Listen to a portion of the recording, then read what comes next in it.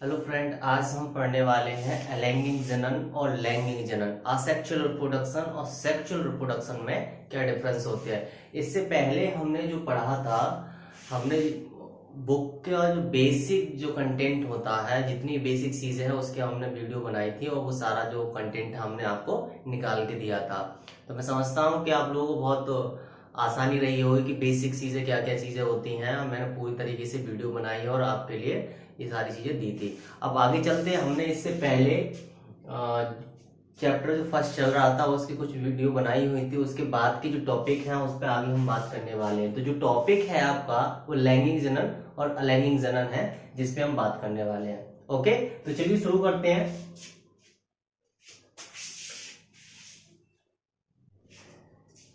देखिए, सबसे पहले हम यहाँ पर बात करेंगे अलैंगिक जनन की। अलैंगिक जनन और बात करेंगे यहाँ पर लैंगिक जनन। लैंगिक जनन दोनों में क्या अंतर होता है इसके बारे में देखते हैं। देखिए, लैंगिक जनन में और अलैंगिक जनन में थोड़ा सा डिफरेंस है कि लैंगिक जनन क्या है और अलैंगिक जनन क्या। दोनों में ही रिप्रोडक्शन है। देखिए, सबसे पहले इस पे चलते हैं। अलैंगिक जनन में क्या होता है। अलैंगिक जनन में आप ध्यान रखिए, एक जीव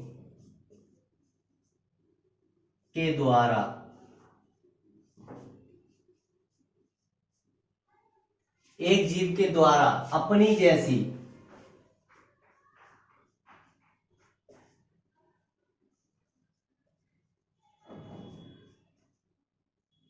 संतान उत्पन्न होती है।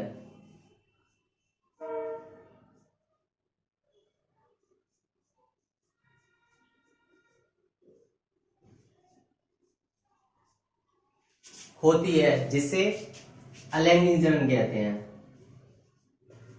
जिसे अलैंगिक जनन कहते हैं।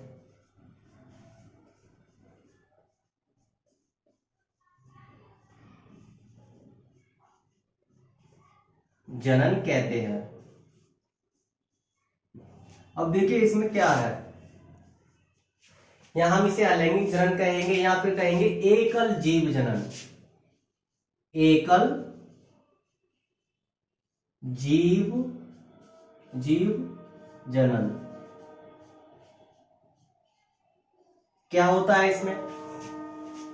अगर हम बात करें फॉर एग्जाम्पल, तो जीवाणु होता है आपका, ओके। शैवाल होता है आपका और प्रोटोजोआ होता है। प्रोटोजोआ होता है, ओके, समझ आ रहा है। तो देखिए, इसमें क्या है। अलैंगिक जनन में होता क्या है, एक जीव के द्वारा अपनी जैसी संतान उत्पन्न होती है, जिसे अलैंगिक जनन कहते हैं। एक जैसी कैसी होती है, आप देखो यहाँ पर जितने भी बैक्टीरिया होते हैं उसी के जैसा एक नया जीव उत्पन्न होता है। शैवाल ले लेते हैं यहाँ पर और हम प्रोटोजोआ ले लेते हैं। तो ये क्या है, अलग अलग जीव हैं, लेकिन इन्हीं के जैसा एक नया जीव जो उत्पन्न होता है इसे अलैंगिक जनन कहते हैं। ओके, इसमें कुछ कंडीशन है। इसमें कंडीशन क्या है, गैमेट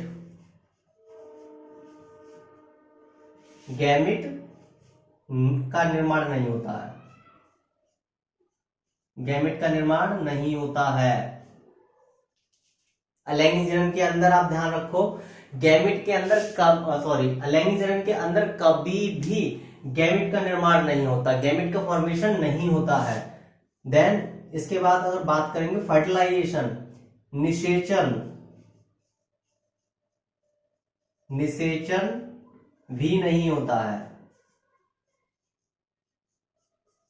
निषेचन भी नहीं होता है। अब इन दोनों में आपका निषेचन भी नहीं होता, अलैंगिक जनन के अंदर फर्टिलाइजेशन भी नहीं होगा और आपका गैमेट का निर्माण भी नहीं होगा। लेकिन अगर बात करेंगे यहां पर एकल जीव के द्वारा एक जीव से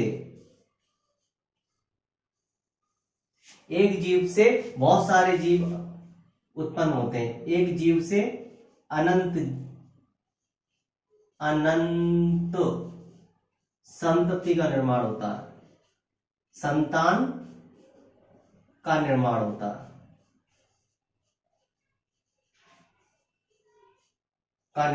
है, बात समझ आ रही है आपको? अलैंगिक जनन में क्या होता है? गैमेट का निर्माण नहीं होता है, निषेचन का निर्माण नहीं होता है, लेकिन एक ही जीव से अनंत जीव, आपके अनंत संतान का निर्माण होता है। बैक्टीरिया आपने देखे होंगे, आपको दिखाई नहीं देते, लेकिन बहुत सारे आपको बैक्टीरिया मिलेंगे। वो आपके क्या है? एक ही जैसे जीव हैं। शैवाल में भी यही होता है, आपका एल्गाई इसे बोलते हैं। प्रोटोजोआ भी आपका बहुत छोटा सा जीव है, ये भी इसी तरीके का होता है। तो अलैंगिक जनन में क्या होता है? एक जीव। अब इन दोनों में कंडीशन क्या होती है? जेनेटिक, आनुवांशिक, आनुवांशिक कहेंगे। ओके, आनुवांशिक में क्या होता है? लेकिन आनुवांशिक में इनमें कंडीशन दोनों में समान रहेगी, जो क्लोन की रहती है, जिसे जनक कहते हैं। जो जनक होगा उसकी जो भी प्रतिक्रिया रहेगी, जो भी प्रतिलिपि रहेगी उसकी, वो जेनेटिक के द्वारा सेम रहेगी, या वो जीवाणु में हो, या वो शैवाल में हो, या प्रोटोजोआ में। क्यों? बिकॉज ये क्या है? जेनेटिक है। तो जेनेटिक के आधार पर जीवाणु में और शैवाल में और प्रोटोजोआ में कंडीशन सेम रहती है। प्रतिक्रिया जो आनुवांशिक की है वो सेम रहेगी, वो नहीं बदलेगी। ओके, तो अब आगे चलते हैं।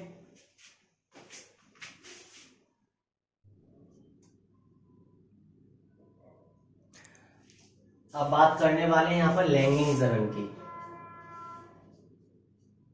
जिसे सेक्सुअल रिप्रोडक्शन कहते हैं।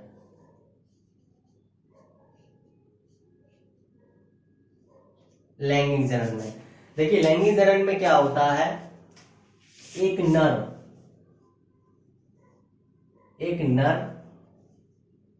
गैमेट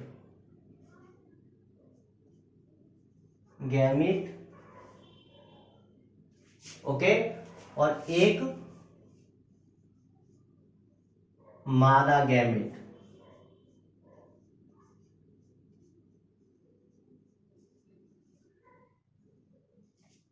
एक नर गैमेट और एक मादा गैमेट के द्वारा, नर गैमेट और मादा गैमेट के द्वारा एक नए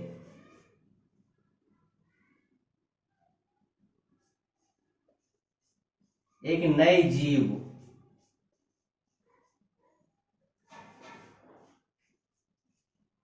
उत्पन्न होना।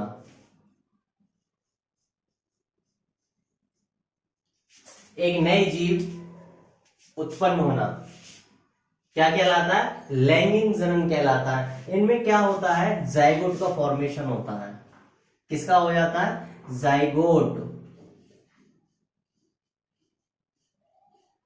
जाइगोट का फॉर्मेशन होता है। ओके, बात समझ आ रही है आपको? लैंगिक जनन में क्या होता है? एक नर गैमेट, एक मादा गैमेट, उसमें केवल एक गैमेट था जिसके द्वारा, एक जीव के द्वारा, और यहाँ पर क्या? एक नर गैमेट और एक मादा गैमेट के द्वारा एक नए जीव उत्पन्न होता है, जिसे क्या कहते हैं? लैंगिक जनन कहते हैं। आपको पता है, नई संतान की जो उत्पत्ति होती है सेक्सुअल रिप्रोडक्शन में, एक नर एक मादा, मतलब एक स्त्री और एक पुरुष, हम ये कह सकते हैं पुरुष गैमेट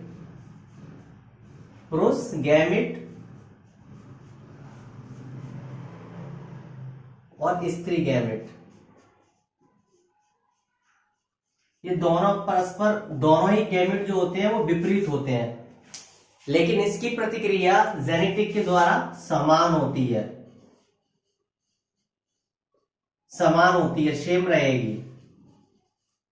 बात समझ आ रही है? सेम ही रहेगी, आप ध्यान रखना। पुरुष गैमेट के द्वारा जेनेटिक की प्रक्रिया सेम रहती है, जैसे सेक्सुअल रिप्रोडक्शन में थी, उसी तरीके से आपकी सेक्सुअल रिप्रोडक्शन में भी रहेगी। लेकिन अंतर क्या है यहाँ पर? नर गैमेट और मादा गैमेट के द्वारा ही आपका जाइगोट का फॉर्मेशन होता है, जिससे एक नई संतान उत्पन्न होती है। देखिए जब तक जाइगोट नहीं बनेगा तब तक सेक्सुअल रिप्रोडक्शन के द्वारा एक नया जीव नहीं बनेगा।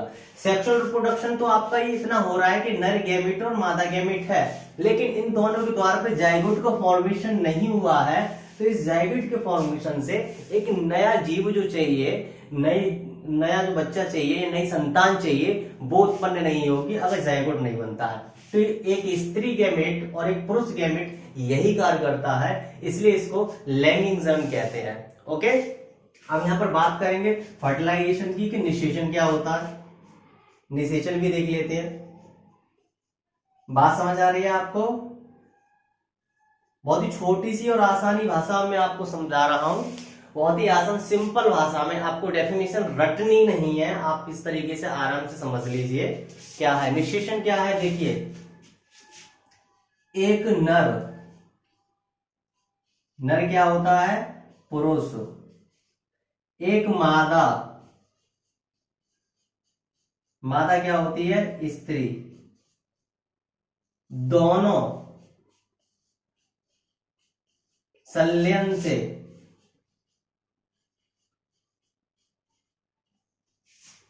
संलयन के द्वारा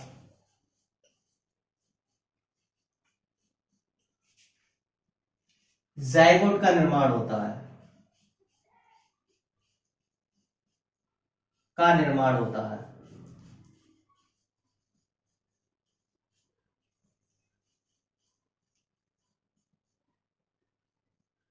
निर्माण होता है जिसे निषेचन कहते हैं। छोटी सी भाषा में समझ लीजिए, एक नर पुरुष, एक मादा स्त्री, दोनों के संलयन के द्वारा जाइगोट का निर्माण होता है, जिसे निषेचन कहते हैं। क्या कहेंगे? जिसे निषेचन कहेंगे। आप आसानी से छोटी सी भाषा में समझ लो, निषेचन फर्टिलाइजेशन क्रिया वही होती है जिसमें एक फीमेल और एक आपका मेल के द्वारा जो फर्टिलाइजेशन होता है, दोनों के बीच के द्वारा, उसमें जाइगोट का फॉर्मेशन होता है। इसी को क्या कहते हैं? निषेचन कहा जाता है। बात समझ आ रही है? छोटी सी भाषा में निषेचन यही होता है। अगर बात, निषेचन दो तरीके से होते हैं। एक आपका जो है वाहा,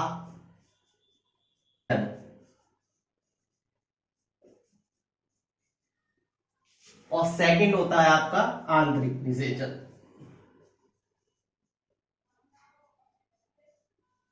आंतरिक निषेचन। ओके, निषेचन क्या दो तरीके से होता है, एक होता है आपका बाह्य निषेचन और एक होता है आपका आंतरिक निषेचन। ओके, अब देखिए बात करेंगे जब बाह्य निषेचन। बाह्य निषेचन क्या होता है? देखो बाह्य निषेचन जो होता है, बाहर से जो फर्टिलाइजेशन होता है उसे बाह्य निषेचन कहते हैं। छोटी सी भाषा में केवल आप इतना ध्यान रखिए, बाहरी से जो निषेचन होता है उसे बाह्य निषेचन कहते हैं। जैसे किसी में होता है मछली, उभयचर,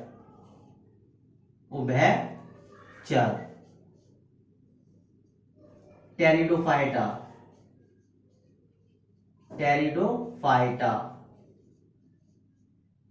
ब्रायोफाइटा।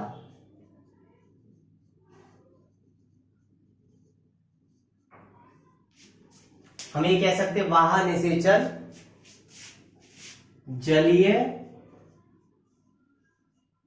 जीवों में होता है, जलीय जीवों में होता है, इसे बाह्य निषेचन कहते हैं। अगर बात करें हम आंतरिक निषेचन की, तो आंतरिक निषेचन क्या होता है आप इसको भी देख लीजिए। आंतरिक निषेचन में स्थलीय जीव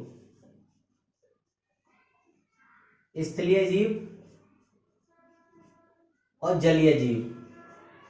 अब आप सोच रहे होंगे स्थलीय जीव और जलीय जीव क्या होते हैं। देखिए जलीय जीव वो होते हैं जो पानी में रहते हैं, या पानी के किनारे रहेंगे या पानी के अंदर रहेंगे। ओके, स्थलीय जीव वो होते हैं जो नमी में रहते हैं और जमीन पर रहते हैं और रेंगने वाले होते हैं। ओके, जैसे कवक, सरीसृप, उभयचर। ओके, अब बात करेंगे आवर्त बीजी। आवर्त बीजी, आवर्त बीजी, अनावर्त बीजी, आप इसी में समझ लीजिए अनावर्त बीजी। इसकी कोई डेफिनेशन मैंने नहीं लिखी है, लेकिन मैं आपको ऐसे ही मौखिक समझा रहा हूं। इसको आंतरिक निषेचन कहते हैं। स्थलीय जीव, जलीय जीव दोनों ही इसके अंदर पाए जाते हैं आंतरिक निषेचन के अंदर। जैसे फॉर एग्जाम्पल कवक, सरीसृप, उभयचर, आवर्त बीजी, अनावर्त बीजी पौधे, ये सब क्या है, आंतरिक निषेचन होता है इनमें।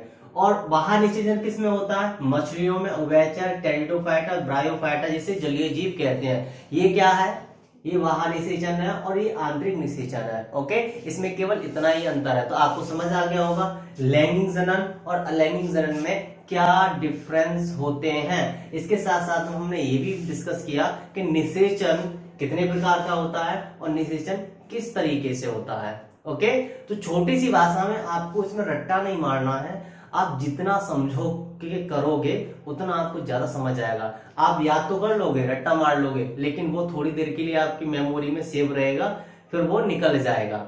तो कोई ऐसी गुट्टी नहीं है, गुट्टी केवल आपके पास में केवल एक यही है कि समझ के इसको आप तैयार करो। देखिए, बात की नजाकत को आप समझिए। आप जब तक बात की नजाकत को नहीं समझेंगे तब तक कुछ भी होने वाला नहीं है आपका। ठीक है, आप केवल समझ के चलो कि ये है क्या चीज, आप अपने ऊपर लेके चलो। मैं ही स्त्री हूं, मैं ही पुरुष हूं, अपने ऊपर लेके चलिए जो भी चीज है। बात समझ आ रही है, बहुत ही आसानी तरीके से आपको समझ आ रही है। ठीक है, आगे चलेंगे हम एक नई वीडियो पे। तो आप कमेंट कर जरूर बताएं कि ये वीडियो आपको कैसी लगी, और आप कमेंट के साथ साथ में लाइक तो जरूर करें, क्योंकि लाइक तो बनता ही है, क्योंकि इतनी गर्मी में ये सारी जो चीजें हैं मैंने आपको बताई हैं। Okay, thank you.